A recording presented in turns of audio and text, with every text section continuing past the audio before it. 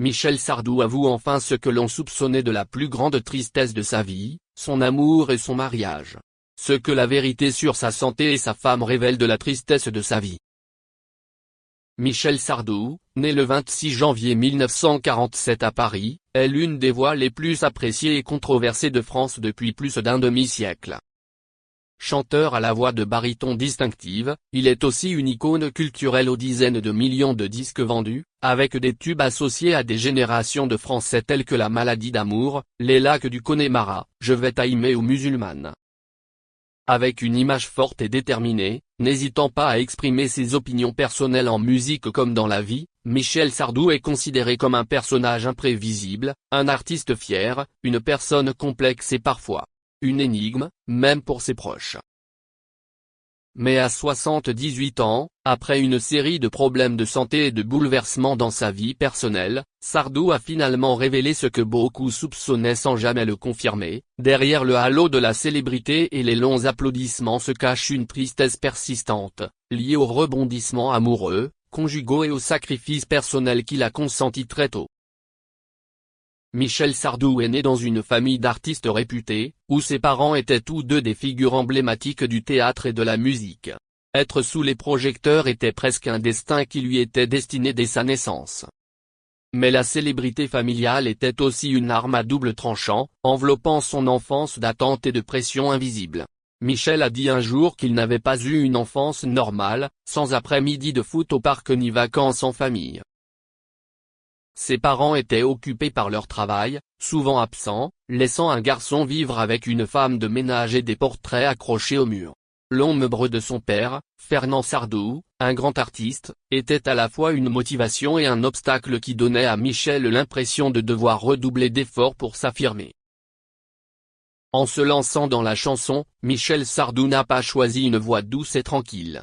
Il a écrit et interprété des chansons directes, incisives, parfois rauques, et n'a pas hésité à aborder des sujets sensibles comme la politique, la guerre, le féminisme, l'immigration ou la religion.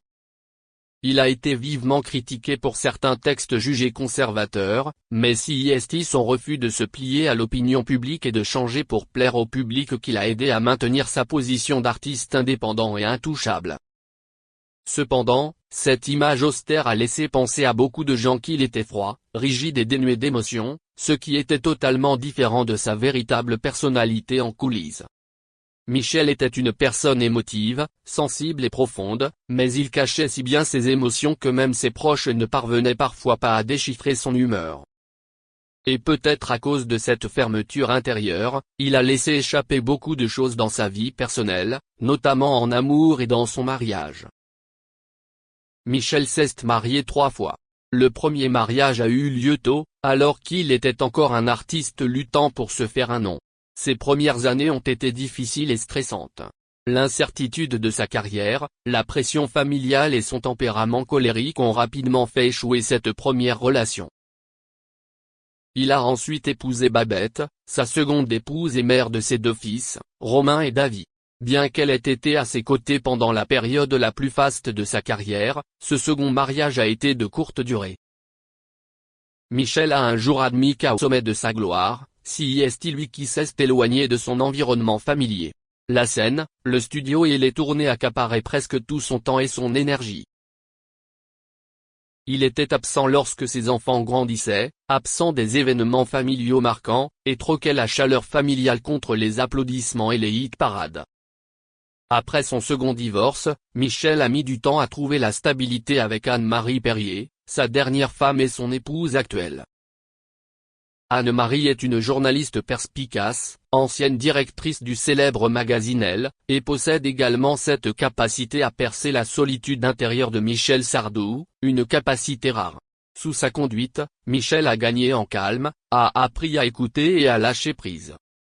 Cependant, il a dû faire face à la réalité, même avec une femme compréhensive, le vide dans son cœur, les choses qu'il n'avait pas faites pour son ex, les erreurs irréparables, demeuraient une tristesse constante dont il ne parlait jamais. Jusqu'à ce que l'âge et la maladie l'obligent à l'affronter complètement. Ces dernières années, Michel Sardou a connu des problèmes de santé, notamment cardiaques et respiratoires. Il a dû annuler plusieurs spectacles en raison de son état de santé instable, et il a même été question de se retirer définitivement de la scène.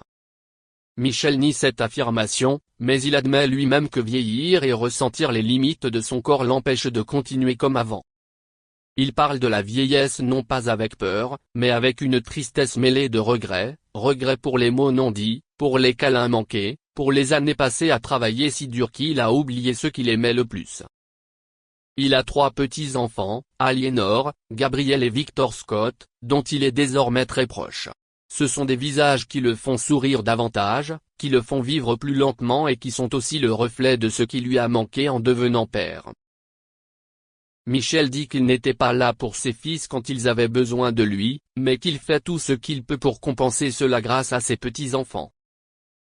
Les après-midi de week-end avec les enfants, accrocher des tableaux peints par ses petits-enfants dans le salon ou simplement s'asseoir et leur raconter des histoires sont devenus le médicament émotionnel dont il ne savait pas qu'il avait besoin.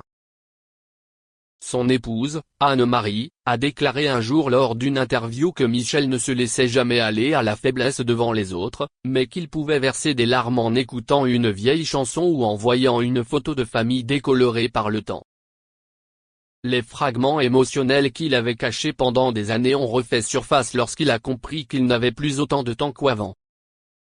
Et lui-même, dans un rare instant, a admis que la plus grande tristesse de sa vie n'était pas son déclin physique, ni la disparition des projecteurs, mais le sentiment de perdre des années qu'il aurait dû passer davantage avec ses proches, en particulier les femmes qui ont traversé sa vie sans qu'il ait le temps ni le courage de les garder. Michel Sardou, monument musical, artiste plein de contradictions et de profondeur, a enfin confié la solitude persistante qu'il a portée tout au long de sa vie. Sa grande carrière est une fierté indéniable, mais lui-même éprouve le moins de tristesse non pas lorsqu'il échoue, mais lorsqu'il réalise qu'il est trop tard pour dire des mots d'amour à ceux qui l'ont accompagné une partie de sa vie. À 78 ans, il ne recherche plus l'approbation du public, mais souhaite simplement vivre pleinement ses derniers jours, dans la sincérité et la simplicité, avec sa femme qui le comprend le mieux, avec ses petits-enfants qui font rire la maison longtemps résonnée de musique triste. Et si est peut être la dernière ballade que Michel Sardou écrit, nul besoin de libération, nul besoin de scène, mais seulement tant que son cœur bat, se souvient et aime. Et à 78 ans, Michel Sardou ne se souciait plus guère du halo, des ragots et des commentaires contradictoires qui l'avaient entouré tout au long de sa carrière. D'un artiste prêt à affronter toutes les opinions publiques, osant dire des choses que personne d'autre n'osait chanter, il est devenu un homme plus discret, sachant garder le silence face à bien des choses auxquelles il aurait pu réagir vivement par le passé. Ce silence n'est pas un abandon, mais le fruit d'un long dialogue avec lui-même, dialogue avec les acquis et les pertes, avec le temps, et avec ceux qui sont entrés et sortis de sa vie. Depuis ses hospitalisations et le report de ses grands spectacles, Sardou a choisi de vivre une vie plus fermée, loin des projecteurs. Il passait la plupart de son temps dans la campagne paisible du sud de la France, où l'air était pur, où il pouvait s'asseoir des heures dans le jardin pour lire des livres, écouter de la musique classique ou écrire des notes de journal intime inachevées. Pour les étrangers, cela pouvait ressembler à du silence, mais pour lui, c'était un moment rare où il vivait véritablement pour lui-même. Après près de 6 décennies passées sous les applaudissements, il ressentait désormais ce qu'était le véritable silence, un silence qui n'était pas effrayant, mais profond, intime, et qui permettait au cœur humain de retrouver sa juste place. Sa compagne actuelle, Anne-Marie Perrier, a toujours été sa plus grande amie, sa tranquillité d'esprit après tout. Elle n'a jamais cherché à changer Michel, ne lui a jamais demandé d'être plus doux, plus affectueux ou plus compréhensif. Elle acceptait sa froideur et était la seule à le rendre disposé à partager.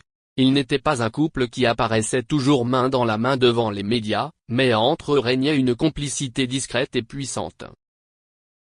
Michel a dit un jour qu'il n'avait pas besoin d'un amour comme sur scène, mais d'une amitié durable, de quelqu'un qui sache quand parler et quand s'asseoir à ses côtés en silence. Et Anne-Marie était cette personne. Au milieu de souvenirs vagues et de rares conversations, Michel évoquait souvent son père, l'homme qui fut autrefois un modèle